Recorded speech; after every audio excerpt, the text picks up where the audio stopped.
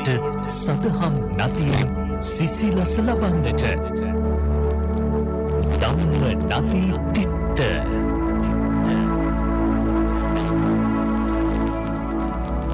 සම්මා සම්බුදු සරණයි පින්වත් ඔබ සැමට. පින්වත්නි, අනන්ත දුක් විඳමින් ගෙවාගෙන සසර ගමනින් මිදීමට ඇති එකම මඟ මේ ලෞතර ශ්‍රී සද්ධර්මයේ පමණයි. ඒ ලෞතර ශ්‍රී සද්ධර්මය නිරතුරුවම ඔබ වෙත සංනිවේදනය කරන බෞද්ධ නාලිකාවේ මහනුවර අස්ගිරි ගෙඩිගේ රජමහා විහාරස්ථානයේ පිහිටි ප්‍රාදේශීය කාර්යාලය මූලිකත්වයෙන් ඔබ වෙත ගෙනෙන ධම්මනදී තිත්ත ධර්මදේශනා මාලාවේ තවත් එක් සද්ධර්ම දේශනාවක් සුපුරුදු ලෙස ආරම්භ වන්නේ. ධර්මදේශනා පැවැත්වීමට සිදු කළ ආරාධනය පිළිගෙන වැඩම කොට වදාළ පූජ්‍යපාද කෝරළයාගම සරණතිස්ස ස්වාමීන් වහන්සේව নমස්කාර පූර්වකව පිළිගනිමු. සාදු සාදු සාදු. ධර්මදේශනාවේ දායකත්වයෙන් කටයුතු කරන්නේ කුරුණෑගල තාබ්රු මාවත ලිපිනෙහි පදිංචි විශේෂඥ වෛද්‍ය ඉන්දික ඒකනායක මහතා සහ වෛද්‍ය ප්‍රබුද්ධිකා කුලසිංහ මහත්මිය ඇතුළු එපින පිරිසගේ සදැහැති දායකත්වයෙන් නැතිව එසේනම් මේ උතුම් සදහම දේශනාව මෙතෙන් සිට සිදු කිරීමට ගෞරවනීය දේශක වහන්සේට අපි සියලු දෙනා নমස්කාර පූර්වකව ආරාධනා කරමු. සාදු සාදු සාදු. අවසරයි ස්වාමීන් වහන්සේ. समन्ता चक्रवालेषु अत्रा गच्छन्तु देवता सद्धम्मं मुनिराजस् सुनन्तु सग्ग मोक्खदं धम्मස්සවන කාලෝ අයං බදන්තා ධම්මස්සවන කාලෝ අයං බදන්තා ධම්මස්සවන කාලෝ අයං බදන්තා නමෝ තස්ස භගවතු අරහතු සබ්බ ධම්මේසු අප්පටිහත ඥානචාරස්ස දස බලධරස්ස චතු වේසාරජ්‍ය විසරදස්ස සබ්බ සත්තුත්තමස්ස ධම්මිස්ස රස්ස ධම්ම රාජස්ස ධම්මස්සාමිස්ස තථාගතස්ස සබ්බඤුනෝ සම්මා සම්බුද්දස්ස නමෝ තස්ස භගවතු අරහතු සබ්බ ධම්මේසු අප්පටිහත ඥානචාරස්ස දස බලධරස්ස චතු වේසාරජ්‍ය විසරදස්ස සබ්බ සත්තුත්තමස්ස ධම්මිස්ස රස්ස ධම්ම රාජස්ස ධම්මස්සාමිස්ස තථාගතස්ස සබ්බඤුනෝ සම්මා සම්බුද්දස්ස නමෝ තස්ස භගවතු අරහතු සබ්බ ධම්මේසු අප්පටිහත ඥානචාරස්ස දස බලධරස්ස චතු වේසාරජ්‍ය විසරදස්ස සබ්බ සත්තුත්තමස්ස ධම්මිස්ස රස්ස ධම්ම රාජස්ස ධම්මස්සාමිස්ස තථාගතස්ස සබ්බඤුනෝ සම්මා සම්බුද්දස්ස සද්ධර්ම ශ්‍රාවක කාරුණික ගුණගරුක බෞද්ධ පින්නතුනි, බොහෝම ශ්‍රද්ධාවෙන් යුක්තව අදත් මේ සූදානම් වෙන්නේ ධම්ම නදී තිත්ත ධර්මදේශනා මාලාවේ තවත් එක ධර්මදේශනාවක් ශ්‍රවණය කිරීම සඳහා. බොහොම ශ්‍රද්ධාවෙන් ධර්ම ශ්‍රවණය කරන ශ්‍රාවක පිරිසට ලෞතුරා බුදුරජාණන් වහන්සේ දේශනා කොට අවවාදයක් වදාලා ධර්ම ශ්‍රවණය කරන හැම කෙනෙක්ම මහත් වූ බලාපොරොත්තුවක් පෙරදරි කරගෙනම ධර්ම ශ්‍රවණය කිරීම ඊටාම වටින බව. ඒ බලාපොරොත්තුව තමයි මේ ධර්ම දේශනාව ශ්‍රවණය කරන අතරතුරදීම මාගේ පංච නීවරණ ධර්මයන් යටපත් වේවා, සප්ත බෝධ්‍යාංගාදී ධර්මයන් වැඩි දියුණු වේවා, මේ දේශනාව අතරතුරදීම මට උතුම් මාර්ගයක් ඵලයක් අවබෝධ වේවා කියන සිතින් යුක්තවම ධර්ම ශ්‍රවණය කරන්න කියලා. පින්තුනි, අපිත් ඒ බලාපොරොත්තුව මුදුන්පත් කර ගැනීම වෙනුවෙන්ම සද්ධර්ම ශ්‍රවණය කරමු.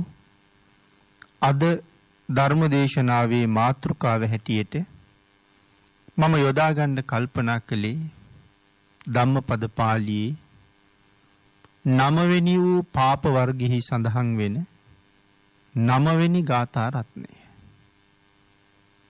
අපේ බුදුරජාණන් වහන්සේ මේ ගාථා රත්නයේ දේශනා කොට වදාළේ භික්ෂූන් වහන්සේලා පිරිසක් බුදුරජාණන් වහන්සේගෙන් අහපු ප්‍රශ්නයකට පිළිතුරක් හැටියට. පානිම් හිචේ වනෝ නාස්ස හරෙය්‍ය පානිනං විසං නාබ්බනං විසමන් වේති නත්ති පාපං අකුබ්බතු. මේ ගාථා රත්නයේ සරල තේරුම තුවාලයක් අත්ල මත නැති පුද්ගලයෙක්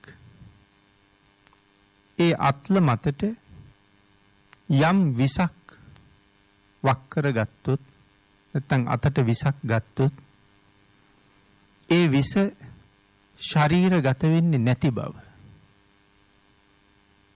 තුවාලයක් අත්ල මත ඇත්නම් විෂ ශරීරගත වෙන බව කියන කාරණාව තමයි මෙයින් කෙටියෙන් පැහැදිලි කළේ.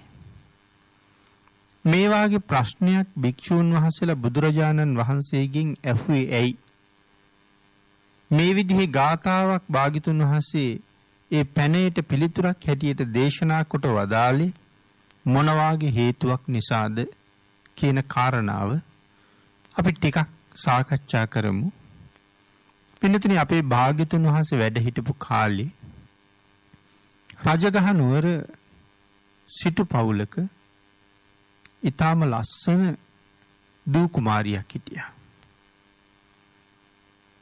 තරුණ වයසට ආපු ඇය තමන්ගේ කටයුතු සිදු කර ගැනීම සඳහා ඇයට දාසියෙකුත් ලබලා දීලා හිටියා. අවශ්‍ය සියලුම සැප සම්පතුත් ඇයට තිබුණා. බොහොම සතුටින් සිටු මැදුරේ තියෙන බොහෝ සැප සම්පත් භුක්ති විඳිමින් කටයුතු කරපු ඇය එක දවසක් උඩුමහන් තලාවේ ඇරලා තිබුණ කවුළුවකින් මහමග දිහා බලාගෙන හිටියා. එතකොට ඇය දැක්කා මරාගත්ත මෝ කීප දෙනෙක් කරත් එක පටවගත්ත වැඩි තරුණෙක් මේ මාංශය විකුණන්න වෙළඳ පොළට යනවා. ඒ වැඩි තරුණයා දැක්ක ගමම්ම මේ තරුණියට ලොකු ආසාවක් සෙනෙහසක් ඔහු කෙරෙහි ඉපදුනා. වහාම ක්‍රියාත්මක වෙච්ච අය තමන්ගේ දාසියට කහවණු කීපයක් දීලා ඒ සතුටු කරලා ඇයට සඳහන් කළා අර කරත්තේ දක්වගෙන යන පුද්ගලයා අද ආපහු මේ පාරෙන්ම එනවද කියලා අහලා එන්න කියලා.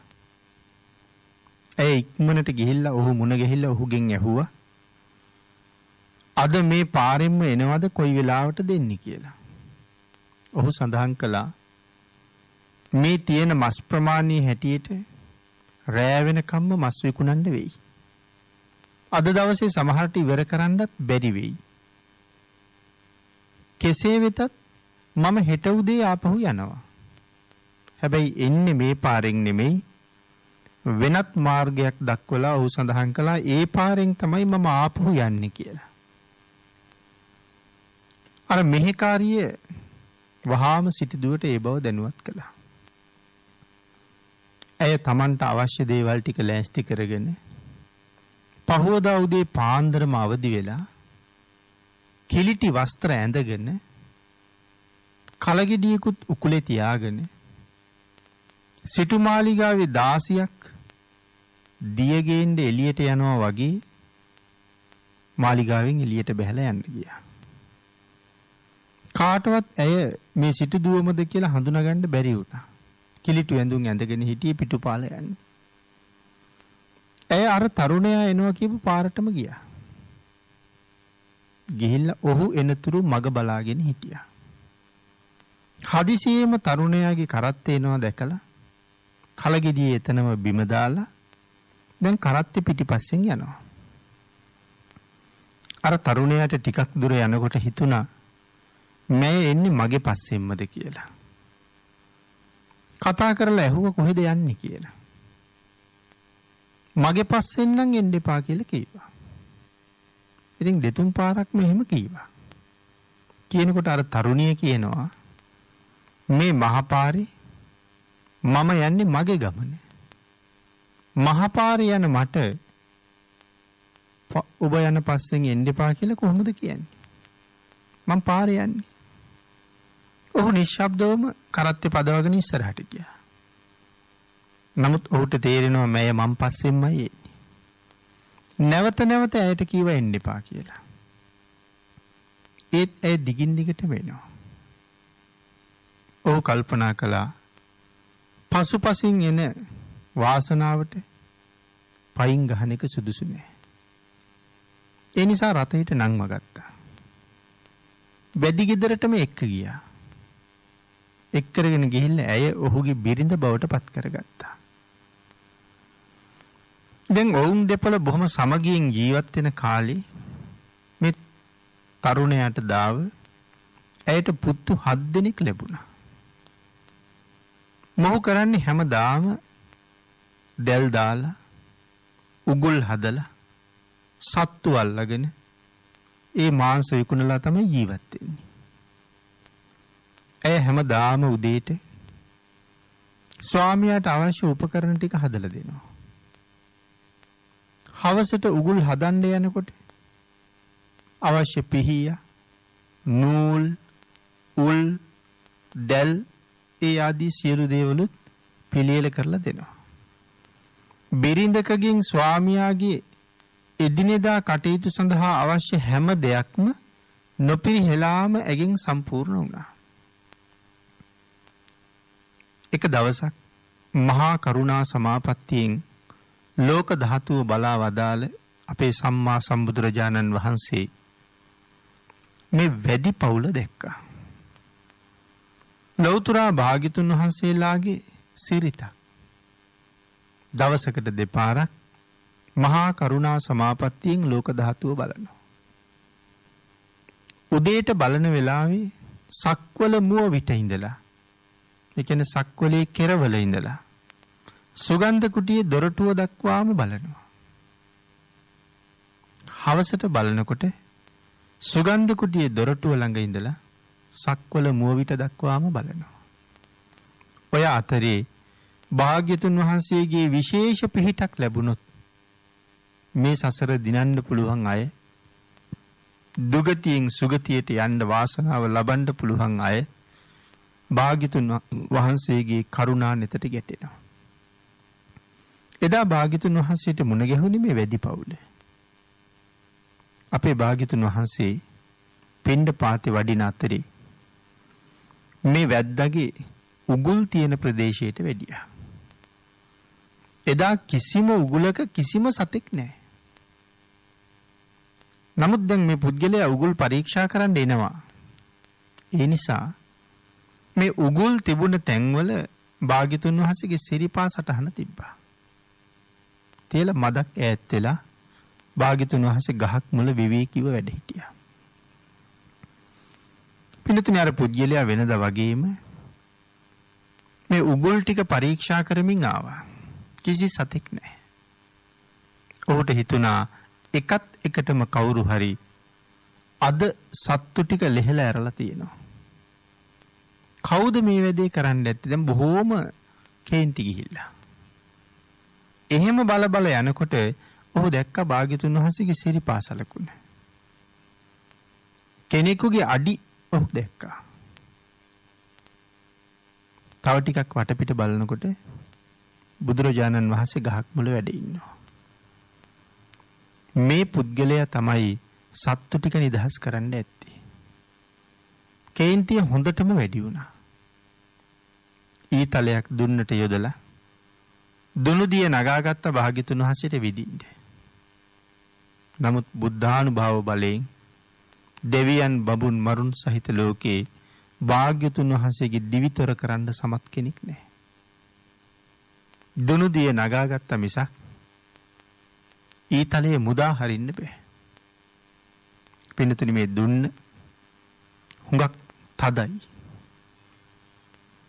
ඇදලා අල්ලගත්තාම මුදා හරින්න ඕනේ.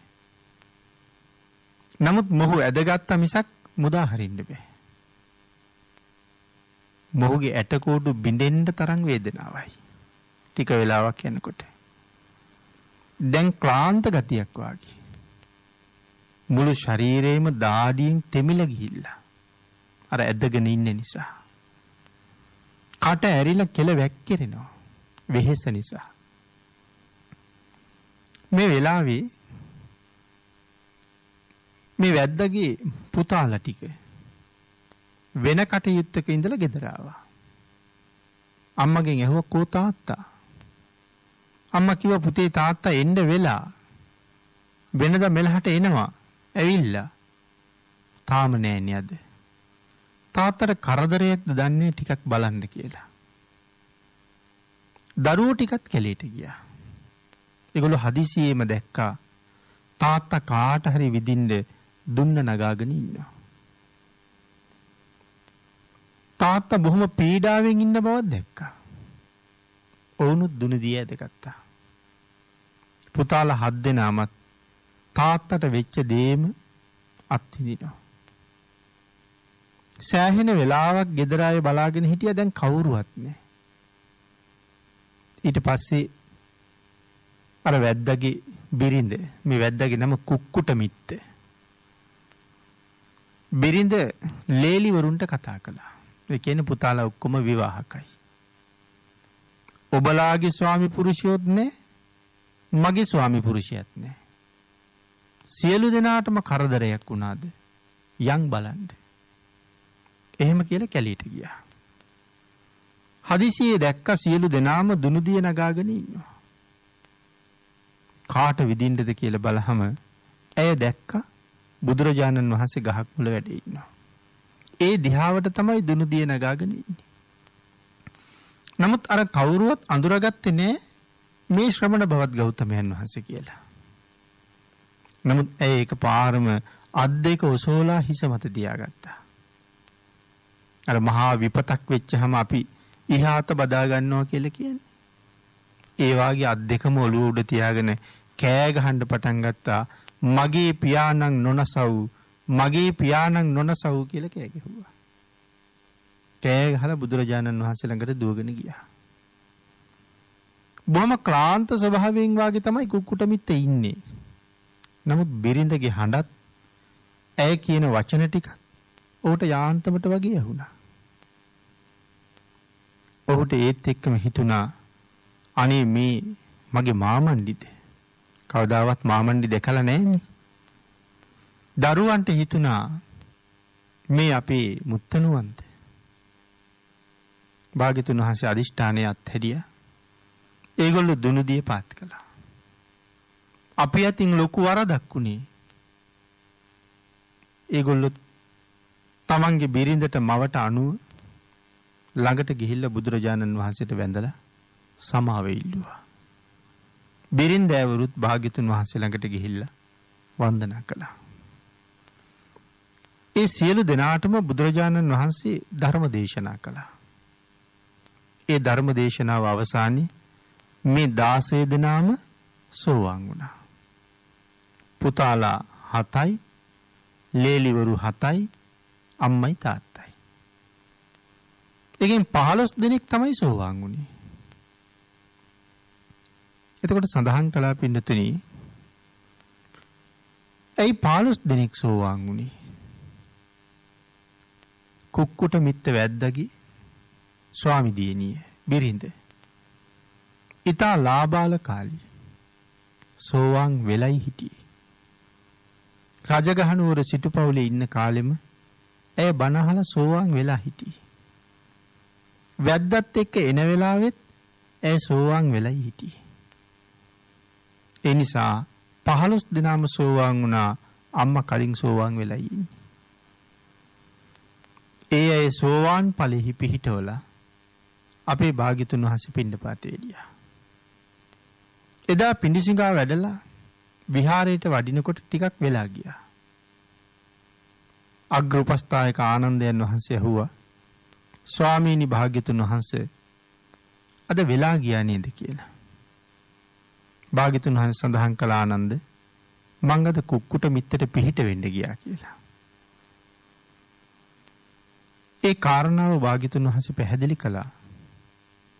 කුක්කුට මිත්තගේ පවුලේ අය සියලු දෙනාම සෝවාන් ඵලෙහි පිහිටවපු බවත් භාග්‍යතුන් වහන්සේ දේශනා කළා. භික්ෂුන් වහන්සේලා මේ කාරණාව අහලා ධම් සභාවට එකතු වුණාම සාකච්ඡා කළා මේ කුක්කුට මිත්ත කියලා කියන්නේ වැද්දෙක්. විශාල උගුල් ප්‍රමාණයක් ඔහු දවසකට හදනවා. මේ සියලු උගුල් හදන්න ඔහුට උදව් කරන්නේ ඔහුගේ බිරිඳ. පිහිය පවා මුවහත් කරලා දෙනවා. කඩුව පවා මුවහත් කරලා දෙනවා. මේ උගුල් වල නූල් ගැට ගහන්න පොළවට ගහන්න අවශ්‍ය උල් ටික පවා ඇය සකසලා දෙනවා. ඇය කලින් සෝවාන් වෙලා හිටියනම් ඇය කොහොමද මේ දේවල් කරන්නේ? සෝවාන් වෙච්ච අය කවදාවත් පව් කරන්නේ නැති අය. ප්‍රාණඝාතයට දායක වෙන්නේ කොහොමද? එහෙනම් ඇය කොහොමද මේ කාර්ය කළේ කියලා පුතග්ජන භික්ෂුන් වහන්සේලා අතරේ ප්‍රශ්නයක් සාකච්ඡාවට භාජනය වුණා. භාග්‍යතුන් වහන්සේ උපස්ථාන ශාලාවට වැඩම කරලා භාග්‍යතුන් වහන්සේ වඩින්න කලින් මොන වාගේ සාකච්ඡාවකද හිටියේ කියන කාරණාව අහලා මේ කාරණාව පැහැදිලි කළාට පස්සේ ස්වාමීනි ඇය සෝවාන් වෙලා හිටි ඇය කොහොමද මෙහෙම කළේ කියන ප්‍රශ්නේ අහුවා. ආන් ඒ වෙලාවේ තමයි අපි මාතෘකා කරගත්ත ගාථා රත්නයේ දේශනා කොට වදාළේ. පානිම් හිචේ වනෝ නාස්ස හරෙය්‍ය පානිනා විසං නාබ්බනං විසමන් වේති නත්ති පාපං අකුබ්බතු. මහණෙනි මෙතන පානි කියලා කියන අතට කියන්නේ අත්ලට පානි කියලා කියනවා. පානිම් හිචේ වනෝ නාස්ස වනෝ කියලා කියන්නේ වනයක් කියලා කියන තුවාලයකට. අත්ලේ තුවාලයක් නැත්තම් හරෙය්‍ය පානිනා විසං මේ අත්ලට මොනතරම් දරුණු විසක් නමුත් අරගත්ත කියලා ඒ විස ශරීරගත වෙන්නේ නැහැ. ඒ කාරණාව පින්නතුනි පැහැදිලි කරනවා. අත්ලෙහි තුවාලයක් කැපීමක් කෙටීමක් සීරීමක් අනතුරක් සිරුරේ කිසියම් ආකාරයෙන් මේ අත්ලේ ඇති වෙලා නැත්තම් නාබ්බ නං වේති සඳහන් කළා. වනයක් නැත්තම් ඊටා භයානක විසක් හලාහල විසක් වගේ විසක් නමුත් මේ අතට එකතු වුණා අතට අරගත්තා කියලා කවදාවත් ශරීරගත වෙන්නේ නැහැ. එහෙමනම් පැහැදිලි කළා අර කුක්කුට මිත්තගේ බිරිඳ සත්තු ඝාතනය කරන්න අවශ්‍ය සියලුම දේවල් සපයලා දෙනවා. ඒ සපයලා දෙන්නේ ස්වාමියාගේ එදිනෙදා කටයුතු සඳහා අවශ්‍ය උපකරණ ටික. මේ උපකරණ අරගෙන ගිහිල්ලා කරන කාර්ය ගැන ඇය සැලකිලිමත් නැහැ. ඒ කාර්ය ගැන ඇය උත්සාහ වෙන්නෙත් නැහැ. ඒ කාර්ය ගැන ඇය හිතන්නෙත් නැහැ. එහෙම කාර්යයකට උදව් කරන්න ඇයට අවශ්‍යත් නැහැ. පින්නතුනි සමහර වෙලාවට අපේ ගෙවල් වල අපේ මව්පියන්ට අපේ තාත්තට අපේ අම්මා තමන්ට තමන්ගේ බිරිඳ ගමනක් යනකොට සමහරට ඇඳුම් ටිකත් මැදලා දෙනවා. පාවහන් ටිකත් සකස් කරලා දෙනවා. අනික් උපකරණත් සකසලා දෙනවා. නොයෙක් උපකරණ දෙන්න පුළුවන්. නමුත් ඒවා දෙන්නේ මංකොල්ල කණ්ඩ යන්නවත්, හොරකම් කරන්න යන්නවත්, වංචා කරන්න යන්නවත්, අල්ලස් ගන්න යන්නවත්, අනුන්ගේ ජීවිත විනාශ කරන්න යන්නවත් ඒ කිසිම දෙයකට නෙමෙයි. ස්වාමියාගෙන් බිරිඳ ස්වාමියාට ඉටු කළ යුතු යම් යුතුයකමක් තියෙනවනම් ඒ යුතුයකම ටික තමයි සම්පූර්ණ කරලා තියෙන්නේ.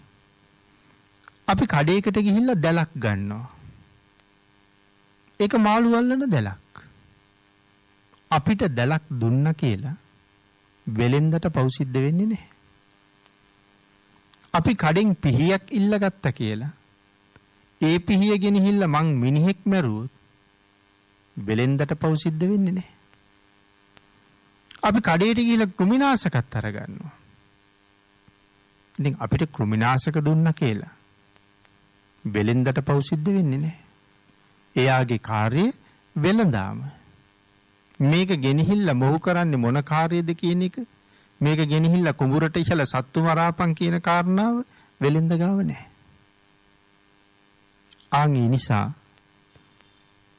අකුසල කර්මයක් සිදු කරවීමේ හිතක් නැති කෙනෙකුට අකුසල කර්මයට සම්බන්ධ වීමක් නැහැ. පින්නතුනි මේ කාරණාව මෙහෙම පැහැදිලි කරාම මේක පෘථග්ජන ඔබට මට මෙහෙම කරන එක ඒ තරම් පහසු කටයුත්තක් නෙමෙයි වෙන්න පුළුවන්. ඒකයි කොච්චර පැහැදිලි කළත් එහෙම හිතක් ආවෙම නැද්ද කියලා අපිට හිතෙන්නේ. නමුත් මේ ප්‍රාණඝාතයට කරන නමුත් මේ උපකරණ දෙන්නේ අපි වගේ කෙනෙක් නෙමෙයි, සෝවාන් ආර්ය මාර්ග ඵලයට ආපු උත්තමාවියක්.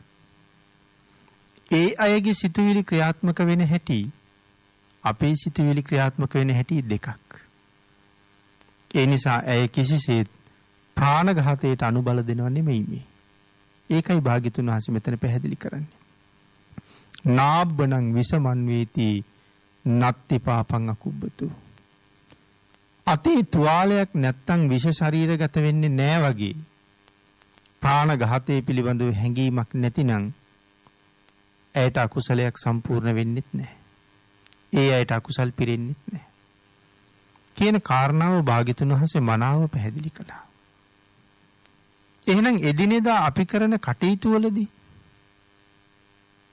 ප්‍රාණඝාත කරන කෙනෙකුට නමුත් වෙනත් අකුසලයක් කරන කෙනෙකුට නමුත් අපිටත් උපකාර කරන්න අවස්ථාවක් යෙදෙනවා. හැබැයි ඒ උපකාරය අපි කළේ ඒ උපකාරී පිහිටින් ගිහිල්ලා වැරදි වැඩ කරන්න කියලා නෙමෙයි. සමහර වෙලාවට එහෙම පව් කරන කෙනෙක් අසරණව තැනක ඉන්න වෙලාවේ බඩගින්නේ ඉන්නවා දැක්කොත් සමහරට අතේ තියෙන කෑම පාර්සලේ අපි දීලා යන්න පුළුවන්. අපේ අදහසක් නෑනේ මේක කාලා ගිහිල්ලා ආපහු දැල් දාන්න කියලා. මේක කාලා ගිහිල්ලා රාරක්කු පෙරන්න කියලා. එහෙම අදහසක් අපේ නෑ. අපි ගාව තිබුණේ දාන චේතනාවක් විතරයි. කුසගින්නේ ඉන්න කෙනෙකුගේ කුස පිනවීමක්, කුස පිරවීමක් විතරයි. එහෙනම් අපට අකුසලයක් නෑ. සමහර වෙලාවට යාචකයෝ එනවා අපි ගාවට. සමහර කෙනෙක් කියනවා දෙන්න එපා. ඕක අරගෙන ගිහිල්ලා හැන්දෑවට නොයේක් මත්ද්‍රව්‍ය පාවිච්චි කරනවා. නොයේක් වැරදි වැඩ යෙදෙනවා. ඒ වැරදි වැඩ කරන මිනිස්සුන්ට අපි සල්ලි දීලා කරන්නේ වැරද්දට අනුබල දීමක්. ඒ හින්දා දෙන්න එපා කියලා සමහර අය කියනවා. නමුත් අපි උපකාර කරන්නේ දාන චේතනාවෙන් මිසක් ඔහුගේ වැරදි වැඩවලට නෙමෙයි. එහෙමනම් අපේ උපකාරය ලබාගෙන ඕනම කෙනෙකුට ඕනම විදිහේ වැරද්දක් කරන්න පුළුවන්. නමුත් අපි ඒකට නෙමෙයි උදව් කරන්නේ. යමෙක් ඒ සඳහාම උදව් කළා නම් එතන අකුසලයක් රැස් වෙන වෙනම විදිහක් තියෙනවා. නමුත් මෙතන එහෙම කිසිම කාරණාවක් නැති නිසා කියන කාරණාවයි භාග්‍යතුන් වහන්සේ මේ පැහැදිලි කරන්නේ. එතකොට පින්නතනි මේ වැඩි පවුලේ අයට සෝවාන් වෙන්න තරම් පින් තිබ්බා. සෝවාන් වෙන්න තරම් පින් තිබිලත් ඇයි මේ වැඩි කුලයක ඉපදිලා මෙහෙම කටයුතු කළේ? වැඩි කුලයක ඉපදිලා ප්‍රාණඝාත කර කර ඉන්න මේ තාත්තටත් දරුවන්ටත් සෝවාන් වෙන්න පින් කොහොමද? තවත් ප්‍රශ්නයක් නැගෙන්න පුළුවන්. ඒකටත් අපූර්ව උත්තරයක් මේ ධර්ම කාරණාව විස්තර කරන තැන සඳහන් කරනවා. කාශ්‍යප බුදුරජාණන් වහන්සේ පිරිනිවන් පාලා භාග්‍යතුන් වහන්සේගේ ධාතුන් වහන්සේ එක ධාතුන් වහන්සේ නමක් හැටියට ඒක ඝනව පිහිටියා.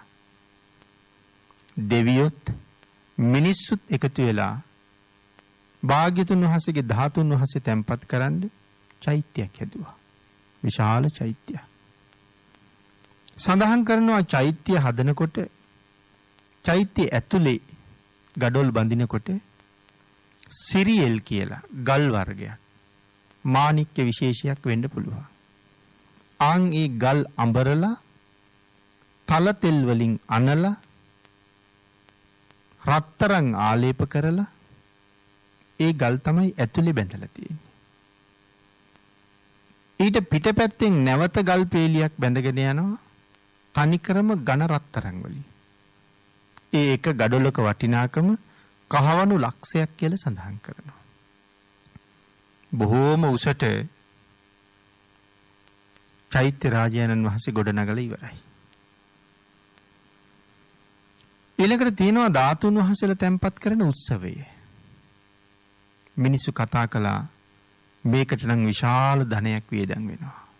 විශාල මුදලක් මේකට අවශ්‍යයි. කවුරු හරි කෙනෙක් ඉදිරිපත් වෙලා පින්කමේ ප්‍රධාන තැන ගත්තොත් හොඳයි. මේ කතාව හැම තැනම ප්‍රචාරය වුණා.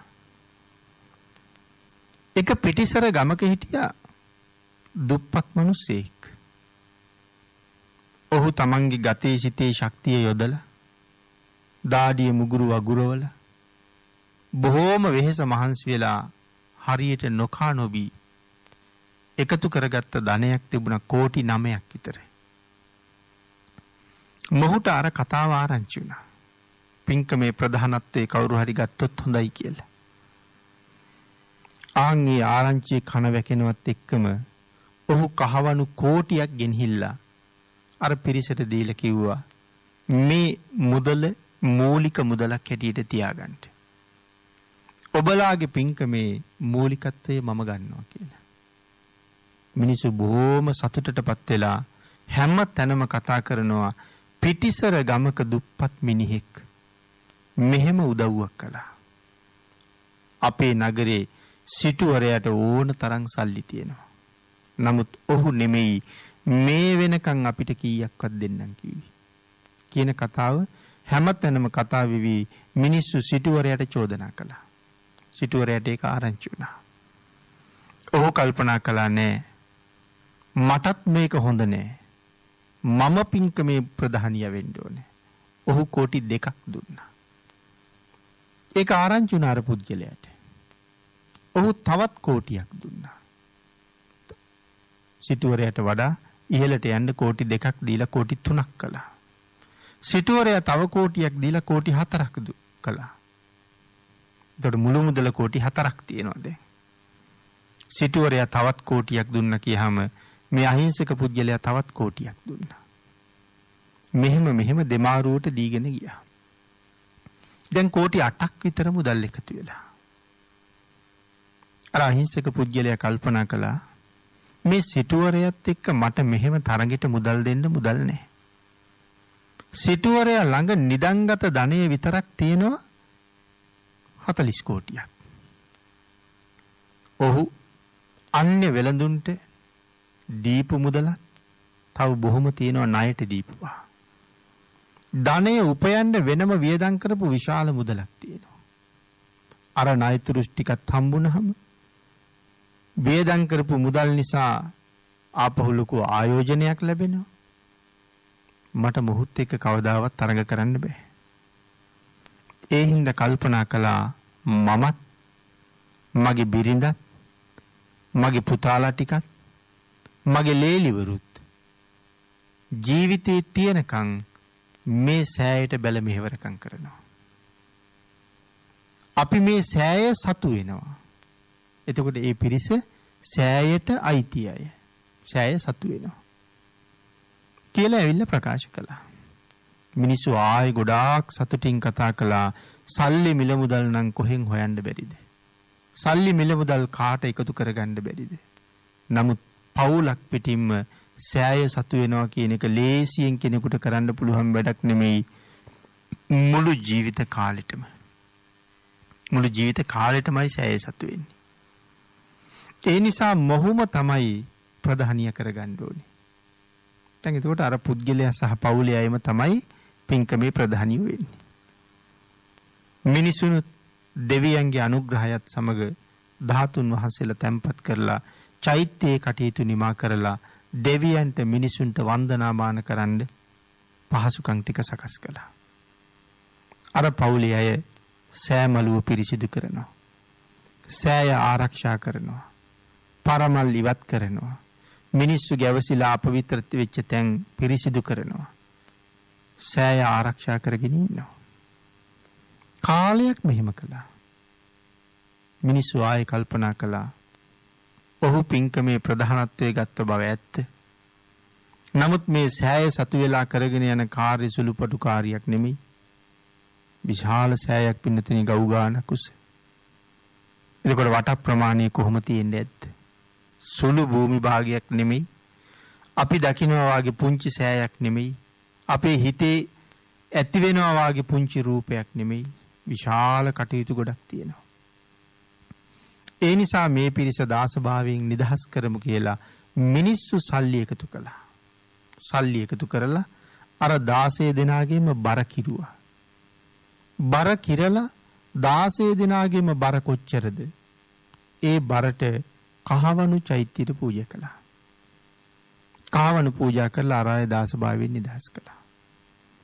එහෙම නිදහස් කළත් ඒ අය චෛත්‍ය වෙනුවෙන් තමන් කරපු යම් කටයුත්තක් තිබුණා නම් ඒක අත්හැරියේ නෑ කියලා සඳහන් කරනවා. මරණයෙන් පස්සේ පවුලේ සියලු දෙනාම දිව්‍ය ලෝකේ උප්පත්තිය ලැබුවා. අපේ බුදුරජාණන් වහන්සේගේ කාලේ සෑයට මුදල් දීලා ප්‍රධානත්වයේ අරගෙන දාසකම් කරපු ඒ පුද්ගලයා බැදි පවුලක උප්පත්තිය ලැබුවා. ඔහු තමයි කුක්කුට මිත්ත. ඔහුගේ බිරිඳ දෙව්ලොවින් චුත වෙලා රජගහනුවර සිටු පවුලක සිටු දුවක් වෙලා ඉපදුනා. උඩුමහන්තලාවේ ඇරලා තිබිච්ච කවුළුවෙන් පාර දිහා බලාගෙන ඉන්නකොට පළවෙනි වතාවට තමයි අර වැඩි තරුණයා දැක්කේ. දැක්ක ගමන්ම ඔහු පිළිබඳව හිතේ ප්‍රේමයක් ඉපදුනා. ඒක මෙදා හාහා පුරා කියලා ඇති වුණ ප්‍රේමයක්ම නෙමෙයි. මේක පෙර සාංශාරික බැඳීමක්. ඒ බැඳීම අලුත් වීමක් තමයි මේ සිද්ධ වුනේ. ඒ නිසායි ඔහු ළඟටම යන්න හිතුනේ. නමුත් ඒ සෝවාන් වෙලයි හිටියේ. සසරගත බැඳීමයි මේ අලුත් වෙන්නේ. ඇය ඔහුත් සමග විවාහ වුණාට පස්සේ ඇය පුත්තු 7 දෙනෙක් ලැබුවා. ඒ පුත්තු 7 දෙනාම දෙව්ලොවින් චුත වෙලා ඇවිල්ලා තමයි ක්‍රමක්‍රමයෙන් ඇගේ කුසේ පිළිසිඳගන්නේ. එදා අර සෑයට දාසකම් කරන කාලේ ඒ පවුලේ හිටපු පුතාලා 7 දෙනා. ඒ පුතාලා 7 දෙනාගේ බිරින්දෑවරු 7 දෙනත් දෙව්ලොවින් චුත වෙලා වැඩි ගම ආවට වැඩි පවුල් වලම ඉපදුනා තැන් වල. තරුණ වයසට ආවට පස්සේ ඔවුනොවුන් විවාහ වුණා. එතකොට එදා පින් කරපු පවුලම තමයි මෙදා එකට එකතු වෙලා තියෙන්නේ. මේ කාරණාව භාග්‍යතුන් වහන්සේ පැහැදිලි කළා. ආන් ඒ සෑයට උපස්ථාන කරලා රැස් කරගත්ත අසීමාන්තික කුසල කර්මය මෙදා ලෞතුරා බුදුරජාණන් වහන්සේ ළඟ අති උතුම් ආර්ය මාර්ගඵලයක් සෝවාන් ආර්ය මාර්ගඵලය ලබන්න ඔවුන්ට බොහෝසේ උපකාර වුණා. කාරණා දෙකක් පින්නතුනි මෙතන පැහැදිලි කරනවා. සංසාරේ එකතු වෙලා සත්පුරුෂයන් හැටියට යම් පිරිසක් පින්කම් කරනවා නම් ඔවුන් නිවන් දකින්නතුරු දෙව්ලොව ගියත් මනුලව ආවත් එකට මුණ ගැහිලා බොහෝ කුසල් කරන්න අත්වැල් බැඳ ගන්න අය. ඔවුන් එකතු වෙන්නේ කුසලයේ සඳහාමයි. ඔවුන් එකතු වෙන්නේ විමුක්තිය උදෙසාමයි. ඔවුන් එකතු වෙන්නේ යහපත උදෙසාමයි. එතකොට මේ රැස් කරගන්න කුසල කර්මය අපිට කොයි තරම් සසර සුව ගෙනල්ලා දෙනවද? සංසාරේ සුවපත් කරන්න හේතු වෙනවද? මහා කප්පින මහරහතන් වහන්සේගේ කතාවෙත් මේ කාරණාවම කියනවා. එකට පින් කරපු අය දෙව්ලොව ඉපදුනේ එකටමයි. ඒක නිසා ඒක ඝන දේව පුත්‍ර කියලා හැඳින්වුවා. එහෙන් චුත වෙනකොටත් ඔක්කොම චුත වෙලා එනවා. මනුලවත් එකටම ඉපදිලා යමක් කමක් තේරෙන වයසේ ආය ඔවුනොවුන් මුණ ගැහිලා මිත්‍රත්වයෙන් බැඳෙනවා. නොඑක ආකාරයෙන් කරුණු කාරණා පැහැදිලි කරනකොට තව නොඑක් උදාහරණ මේ සඳහා ධර්මයේ තියෙනවා. යම් කෙනෙකුට තමන්ගේ ජීවිතය තුළ පින්කම් කරනකොට හිතෙනවා නම් අහවල් කෙනත් එක්ක යන්න ඕනේ. අහවලා මෙතෙන්ට අවශ්‍යමයි කියලා යම් කෙනෙක් ගැන හැඟීමක් එනවනම් ඒ පෙර පුරුද්දමයි කියලා කියනවා. පෙරත් එකට එකතු වෙලා ඔහුත් එක්කත් පින් කරලා තියෙනවා. ඒ නිසා අද පිනට යනකොට ඔහු අතහැරලා යන්න හිතෙන්නේ. ඒ නිසා සමහර වෙලාවට අපි දකිනවා ගමනට පිරිස වැඩි වුණත් යන්න අපහසු වුණත් මේ පුද්ගලයා එක්ක යා යුතුයම කෙනෙක්.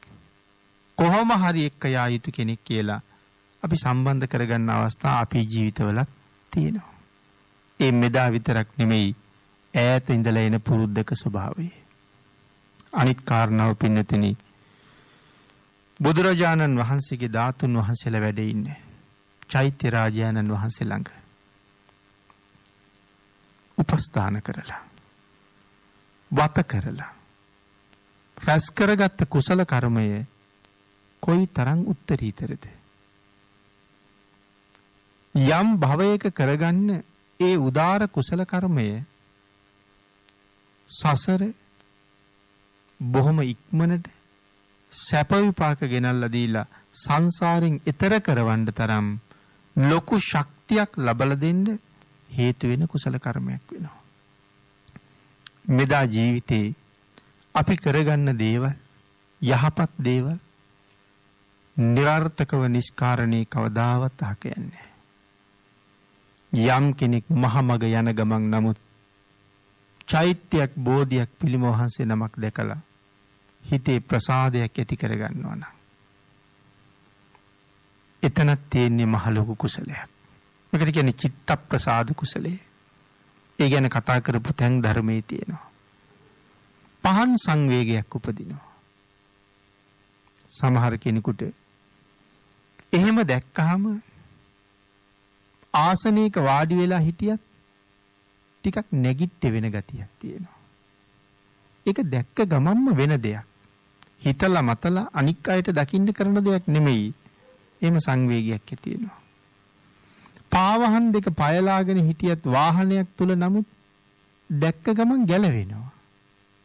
චෛත්‍යයක් දැක්කහම පිළිම වහන්සේ නමක් දැක්කහම සමහර අය ආසනයේ ඉඳගෙන පා දෙක උඩ තියාගෙන හිටියත් දැකපු ගමන් පහළට ගන්නවා.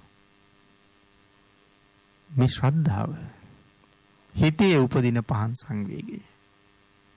අපි කලේ සුළු දෙයක් උඩ තිබුණ පාද දෙක පහතට ගත්තා. පයලාගෙන හිටපු පාවහන් ගලෙව්වා. පුංචි ක්‍රියාවක්. නමුත් පින්නතුනි සසර උපකාර කරනකොට විපාක දෙනකොට මේ ක්‍රියාව කොතනවත් සුළුයි කියලා අතහැරිලා නැහැ. ඒකත් මේ සංසාර ගමනේ සුවපත් වීම උදෙසා එකතු වෙන තරම් භාග්‍යතුන් වහන්සේ උදෙසා කෙරෙන කටයුතු හැම එකක්ම ඒ තරම් උත්තරීතරයි.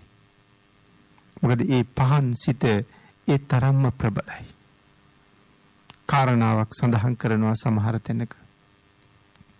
යම් කෙනෙක් කසින මණ්ඩලයේ දිහා බලාගෙන භාවනාව දියුණු කරගෙන කසින මණ්ඩලයේ ආලෝකයෙන් මුළු ජම්බු දීපයම දකින්න තරම් ආලෝකයක් පතුරවන්න දැන් පුළුවන්.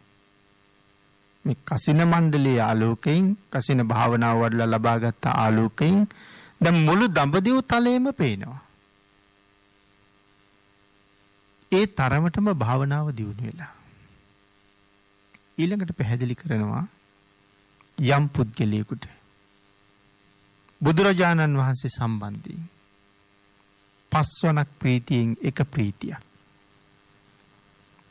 ඊතා සුළු මොහොතක් ක්ෂණයක් ඇති වෙනවා නම් ආන් ඒ ප්‍රීතිය කුද්දකා ප්‍රීති, කනිකා ප්‍රීති, පරණා ප්‍රීති, උබ්බේගා ප්‍රීති මේ ආදි වශයෙන් පස්වනක් ප්‍රීතිය පැහැදිලි කරලා තියෙනවා. මේන් එක මොහොතක් භාග්‍යතුන් වහන්සේ ගැන ප්‍රීතියක් ඇති වෙනවා නම් අර කසින මණ්ඩලයේ ආලෝකයෙන් මුළු ජම්බු දීපේම දකින්න තරම් ඒ භාවනාව දියුණු කරගත්ත කෙනාට වඩා හරි උතුම් කියලා ඒ ප්‍රීතිය. එතකොට මේ පහන් සංවේගයේ භාග්‍යතුන් වහන්සේ පිළිබඳව ඇති වුණාම මේ තරම් ආනිසංස අපිට ලැබෙන්නේ මොන වාගේ හේතුවක් නිසාද? පින්නතුනි ඒක පැහැදිලි කරන්න නවාරහාදී බුද්ධ ගුණයම විස්තර කරන්න ඕනේ. මෙන්න මේ හේතුව නිසායි මේ වාගේ හේතුවක් නිසායි කියලා එකින් එකට සාකච්ඡා කරන්න ඕනේ. ඒ සීමාවක් නැති අසීමාන්තික බුදු ගුණනේ බුද්ධ විෂය කවදාවත් කල්පනා කරලා ඉවර කරන්න බෑ කියලා දේශනා කළේ. ඒ තරම් බුදුරජාණන් වහන්සේගේ ගුණය අචින්තනීයයි. අපි කෙරෙහි තියෙන අනුකම්පාව නිසාම අපගේ සුභසිද්ධිය උදෙසාම ඒ මහා ගුණ කදම්බය භාග්‍යතුන් වහන්සේගේ ਸਰුවඥතා ඥාණයෙන්ම තමයි මේ ගුණ 9කට කැටි කළේ. අපි අහලා තියෙනවා ලෞතුරා බුදු කෙනෙක් තවත් ලෞතුරා බුදුරජාණන් වහන්සේ නමකගේ ගුණය මහා කල්පයක් පුරාවට දේශනා කළොත් මහා කල්පේ නිමා වෙනවා. දේශනා කරන්න තව බුදු ගුණ ඉතුරු වෙනවා කියලා. ඒ තරම් අසීමාන්තික බුද්ධ ගුණේ මේ ගුණ 9 ඇතුළේ ਸਰවඥතා ඥාණයෙන් බලලා භාග්‍යතුන් වහන්සේ කැටි කරලා තියෙනවා කාරණා 9කට. ඉතිපිසෝ භගවා අරහං සම්මා සම්බුද්ධෝ පහන් සිතින් යුක්තව මේ වැකිය කියලා භාග්‍යතුන් වහන්සේට යමෙක් වන්දනා කළොත් පහන් සිතින් යුක්තව මොනතරම් කුසල් කන්දරාවක් රැස් කරගන්න පුළුවන් අවස්ථාවක්ද මේ කාලේ අපේ රටේ මේ මහ පොළොව උඩ සුදු චෛත්‍ය රාජයන් වහන්සේලා කොයි තරම් වැඩ ඉන්නවද අපිට පින්නතුනි පාරක ගමන් කළත් සතපුමක් දෙකක් යනකොට කොතන හරි සෑයක් පේනවා. ඒ තරම් පිම්බීම යම් කෙනෙක් ඒ ළඟ වන්දනාවක් කරනවා නම් ශ්‍රද්ධා සිතින් ගිහිල්ලා අපිට ඒකට ඕන තරම් අවස්ථාව හදාගන්න පුළුවන්. මග යන ගමන් බැහැලා යන්න කියලා කියනවා නෙමෙයි. විවේක වෙලාවේ ගමේ පන්සලට ගිහිල්ලා විවේක වෙලාවේ නවාතැන් අරගෙන ඉන්න තැන ගිහිල්ලා විහාරයකට ගිහිල්ලා විශේෂ අවස්ථාවන් වල විශේෂ තැන්වල පිහිටලා තියෙන විශේෂ චෛත්‍ය රාජයන් වහන්සේලා ළඟට ගිහිල්ලා මොන තරම් වන්දනා කරලා කුසල් රැස් කරගන්න අවස්ථාවක් අපිට ලැබිලා තියෙනවද? නමුත් පින්නතුනි එයින් ප්‍රයෝජන ගන්න කීයෙන් කී දෙනාද?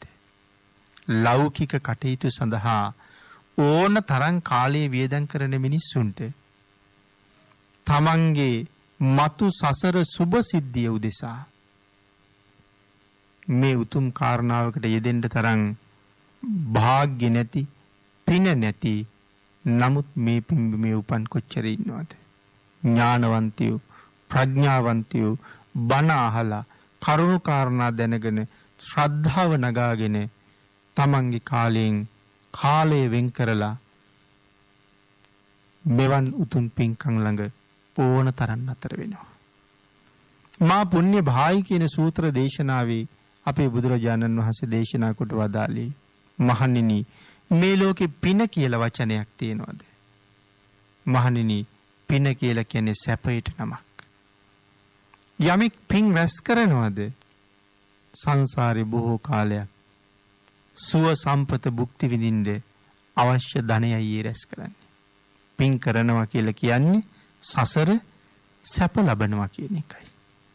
මෙලව දහදුක් විඳලා හරි හම්බ කරලා හදිසියේ මැරිලා හම්බ කරපු ටික ලෝකයට ඉතුරු කරලා යනවා.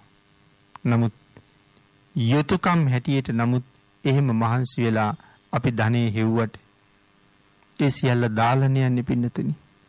අනුන් වෙනුවෙන් යුතුයකම් සම්පූර්ණ කරන්න එහෙම කරන අතරේ තමන් පිළිබඳවත් හිතන්න ප්‍රඥාවන්තයා කාලයක් වෙන් කරනවා.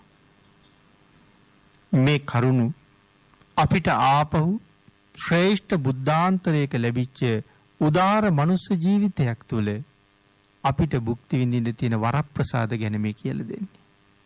මිනිස්සු වරප්‍රසාද හොයාගෙන පොර කන ලෝකයක් තියෙන්නේ. අනුන්ගෙන් ලැබෙන්න තියෙන දේවල්.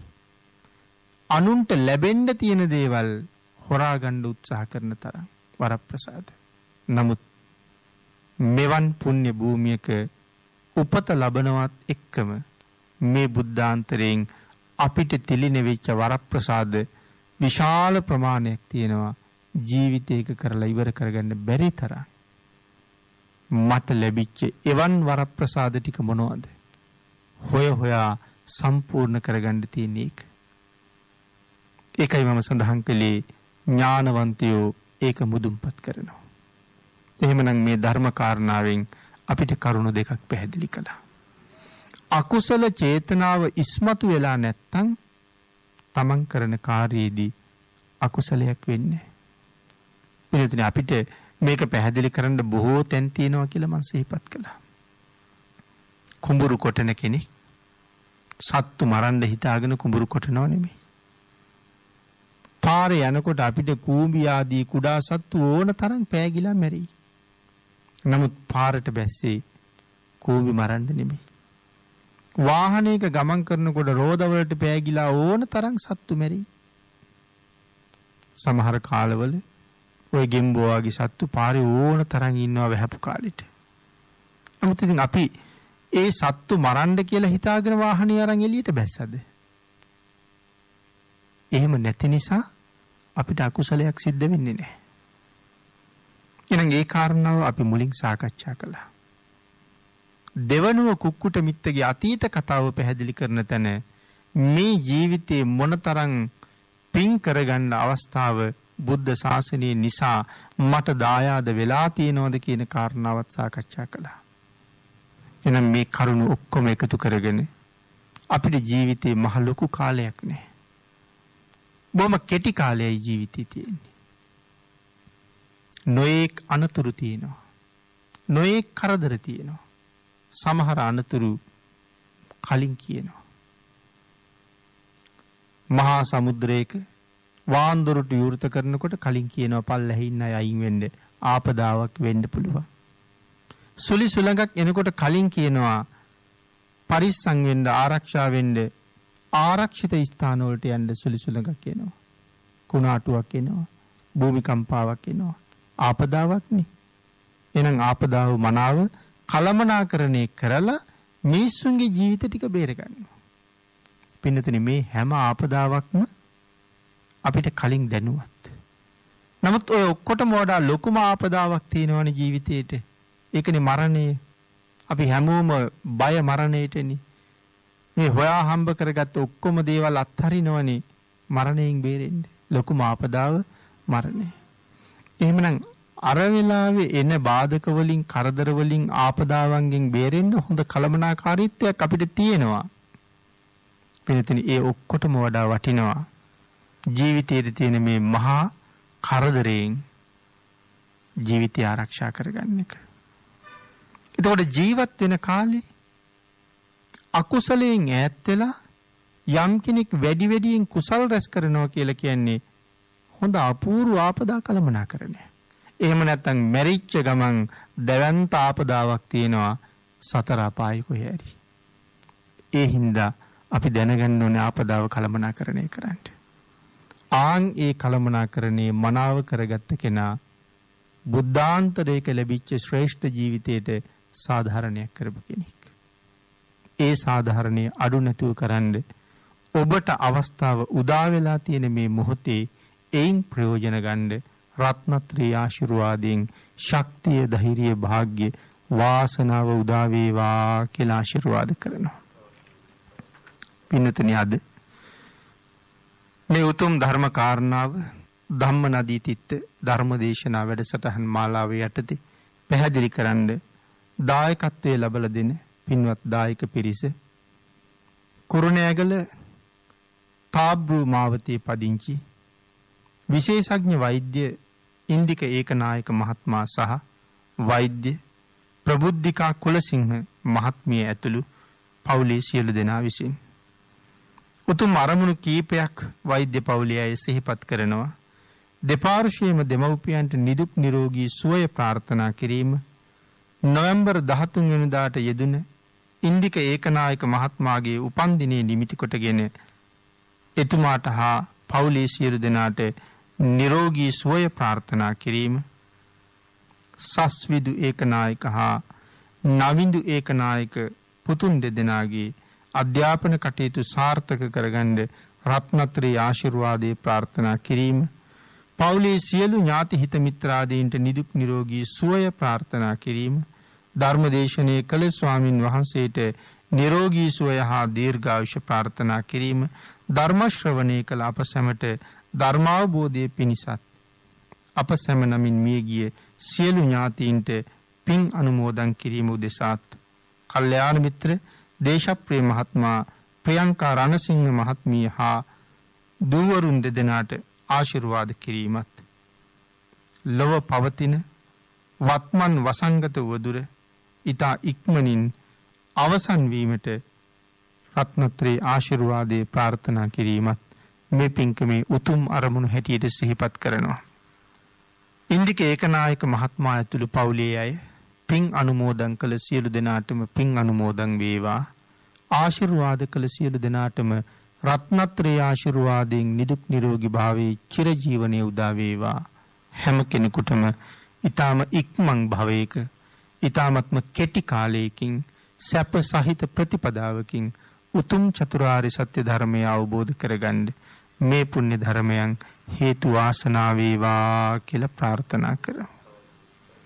ආකාසට්ඨා ච බුම්මට්ඨා දේවා නාග මහිද්దికා පුඤ්ඤන්තං අනුමෝදිත්වා චිරං රක්ඛන්තු ලෝක සාසනං දේවෝ වස්සතු කාලේන සස්්‍ය සම්පatti හෝතු ච පීතෝ භවතු ලෝකෝ ච රාජා භවතු ධම්මිකෝ. සාදු සාදු සාදු. පින්වත්නි, ඔබ අප සියලු දෙනා කෙරෙහි මෙත් සිතින් ඒ උතුම් සදර්ම දේශනාව සිදු කළ පූජ්‍යපාද කෝරළයාගම සරණතිස්ස ගෞරවනීය ස්වාමීන්